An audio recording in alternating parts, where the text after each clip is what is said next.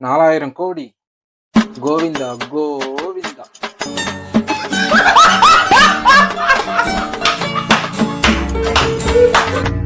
4000 கோடி செலவு பண்ணி சென்னைக்குள்ள வெள்ளம் வந்துருச்சு.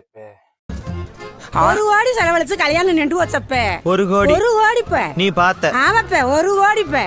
இதுல டெப்டி சிஎம் போய் ஆய்வெல்லாம் பண்ணாராமே, அப்படி இருந்துமா வெள்ளம் வந்துருச்சு? பெரிய சோழர் பரம்பரை. இவர் ராஜராஜ சோழன், அவர் ராஜேந்திர சோழன். நான் தாவேக்க தொண்டனா இருக்குதுல்ல உண்மையிலே பெருமைப்படுறேன். ஏன்னா நீங்க தற்குறின்னு சொன்னீங்களே, அந்த தற்குறிகள் தான் இன்னைக்கு வந்து மக்களுக்கு பக்கபலமா நின்றுட்டு இருக்காங்க சென்னை வெள்ளத்துல.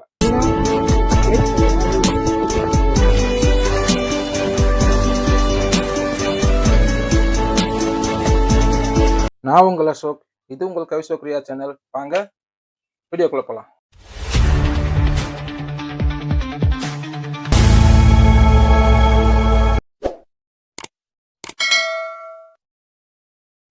சிஎம் சார் 4000 கோடி ஒதுக்கிருக்கோன்னு சொல்லி எத்தனை உருட்டு சார் விட்டுவீங்க நீங்க?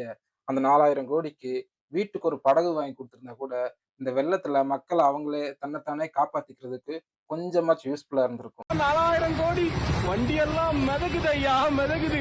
கடல்ல போறோமா இல்ல ரோட்ல போறோமான்னு ஒண்ணுமே புரியல ஐயா, புரியல. அந்த 4000 கோடிக்கு போட் வாங்கி போட்டுனாலும் போட்லயே போய் வீட்டுல போய் சேர்ந்துட்டு இருப்போம் ஐயா, சேர்ந்துட்டு இருப்போம் ஐயா. தளபதி எங்களுக்கு பைக் வேணாம் தளபதி, பைக் வேணாம், போட் வாங்கி கொடு. என்னடா 4000 கோடின்னு கேக்குறீங்களா? ஆமாங்க, சென்னையில வெள்ளம் வந்தா அந்த வெள்ளத்தை அங்க இருந்து கடத்துறதுக்காக ஆளும் அரசு 4000 கோடி அதுக்காக ஒதுக்கி இருக்கிறதா சொல்லியிருந்தாங்க. திட்டமிட்டு 4000 கோடியை திட்டமிட்டு செலவு பண்ணி அந்த பணிகள்லாம் நிறைவேற்ற காரணங்களால தான் இன்னைக்கு சென்னை தப்பிக்கப்பட்டிருக்கு.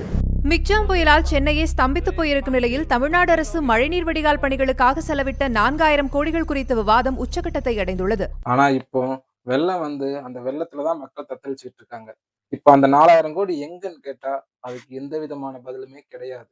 இந்த 2 நாளா எல்லா இடத்துலயும் மோட்டர் பம்புகள் வைக்கப்பட்டிருக்கு. எங்கெல்லாம் மழை நீர் தேங்கி இருக்கோ உடனடியாக அந்த அகற்ற பணிகளில் ஈடுபட்டு இருக்காங்க. ஏன்னா மக்களை என்ன லூசுன்னு நினைச்சிட்டு இருக்கீங்களா? 4000 கோடி ஒதுக்கி இருக்கோம், அவ்வளவுதான், இனிமே ஒரு சொட்டு தண்ணி தேங்காது அப்படின்லாம் நீங்க பில்டப்பை கொடுத்துட்டு 100 HP மோட்டார் வைக்கிறதுக்கு தான் 4000 கோடி ரூபாய் நீங்க வந்து நிதி ஒதுக்குனீங்களா? சரிப்பா, அதுதான் கை கொடுக்கல. நம்ம டெப்டி சிஎம் போய் ஆய்வெல்லாம் பண்றாரு. சரி, ஓகே, தலைவன் இறங்கிட்டான், இனிமேல் தமிழ்நாட்டு மக்களுக்கு விடிவு காலம் தான், இனிமேல் விடியல் கிடைச்சிரும்.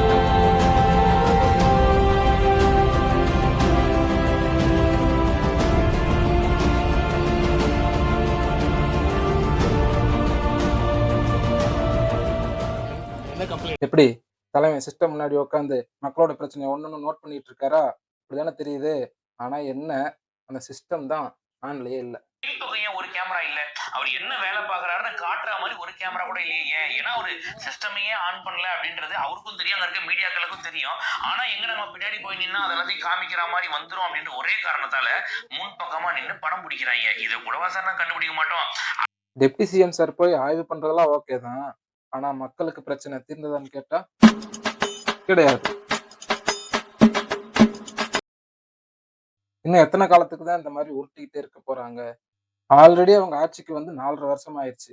இன்னும் ஒரு 4-5 மாசம் தான் இருக்குது. இந்த 4-5 மாசத்துல நீ என்ன பண்ணிட முடியும்?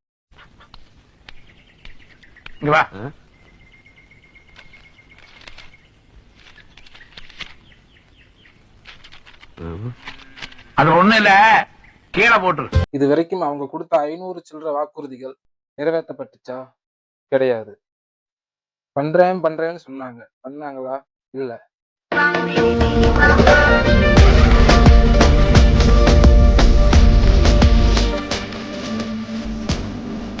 ஆனா நம்ம டிவிக்கு தோழர்கள் அப்படி இல்லைங்க. வெள்ளத்துல பாதிக்கப்பட்ட மக்களுக்கு சாப்பாடு மட்டும் கொடுத்தா போதாது, தேங்கி கிடக்கிற வெள்ளத்தை அங்கிருந்து வெளியேற்றுறதுக்கு என்னென்ன முயற்சிகள் பண்ண முடியுமோ அதுவும் பண்ணி மக்களுக்கு ஒரு சப்போர்ட்டா இருக்கிறாங்க. காரைக்குடியில் அண்மையில் பெய்த கனமழை காரணமாக சங்கராபுரம் ஊராட்சிக்கு உட்பட்ட பகுதிகளில் வீடுகளுக்குள் வெள்ளம் சூழ்ந்த நிலையில் தமிழக வெற்றிக் கழக மாவட்ட செயலாளர் டாக்டர் டி.கே. பிரபு நேரில் சென்று பாதிக்கப்பட்ட பொதுமக்களுக்கு அத்தியாவசிய பொருட்களை வழங்கியதோடு அவர்களின் கோரிக்கையை ஏற்று அங்குள்ள தண்ணீரை மோட்டார் பம்ப் மற்றும் டேங்கர் லாரிகள் மூலம் வெளியேற்றினார்.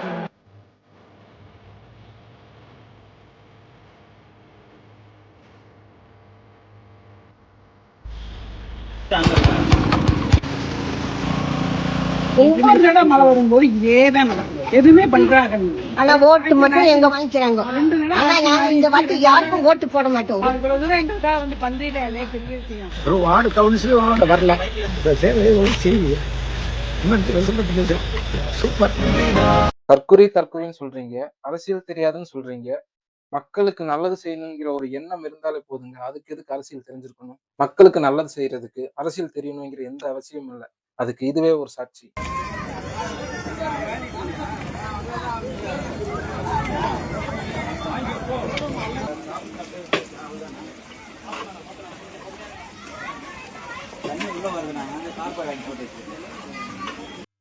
தற்குறின்னு ஸ்டார்ட் பண்ணதே நாம் தமிழர் கட்சி சீமான் அவர்கள் தான். இப்போ அவங்க எங்க போனாங்க? சீமானோட தம்பிகள் எங்க போனாங்க? இந்த மழை வெள்ளத்துல பாதிக்கப்பட்ட மக்களுக்கு என்ன செஞ்சிருக்காங்க? ஒருத்தனை தற்குறின்னு சொல்றது பெரிய விஷயம் கிடையாது. ஆனா அதுக்கு முதல்ல உங்களுக்கு தகுதி இருக்கான்னு பார்க்கணும். இதுல உண்மையான தற்குறி யார்? ஒரு ஜன் தத்துவம் என்ன சொல்லுகிறது என்றால், மோதிரம் போடாத விரலும் இடிபடாத உரலும் இருந்தால் என்ன இல்லாட்டி என்ன. அதுல இருந்தே தெரியுதா யார் உண்மையான தற்குறின்னு? அதாவது பேசாம வந்துட்டு தன்னோட தலைவனுக்கு ஒரு ஹார்ட் சிம்பிள் போட்டு போறவனு தற்குறின்னு போடுறான். ஒருத்தனுக்கு போட்ட பரவாயில்ல, அதுல கமெண்ட் பண்ற எல்லாத்துக்கும் போட்டுட்டு இருக்கான். அப்ப உண்மையான தற்குறி யாரு? அங்க வந்து கமெண்ட்ல தற்குறின்னு எழுதுறவன் தான் தற்குறி. நான் அசிங்கப்பட்டேன், அவமானப்பட்டேன், வெட்கப்பட்டேன், வேதனைப்பட்டேன், துக்கப்பட்டேன், துயரப்பட்டேன், கஷ்டப்பட்டேன், கவலைப்பட்டேன். இத்தனை பட்டு திருந்தலே குரு. இந்த தற்குறிகள் தான் 2026ல மக்களுக்கு ஒரு மிகப்பெரிய பலமா இருக்க போறாங்க. அதை நீங்க பார்க்க தான் போறீங்க.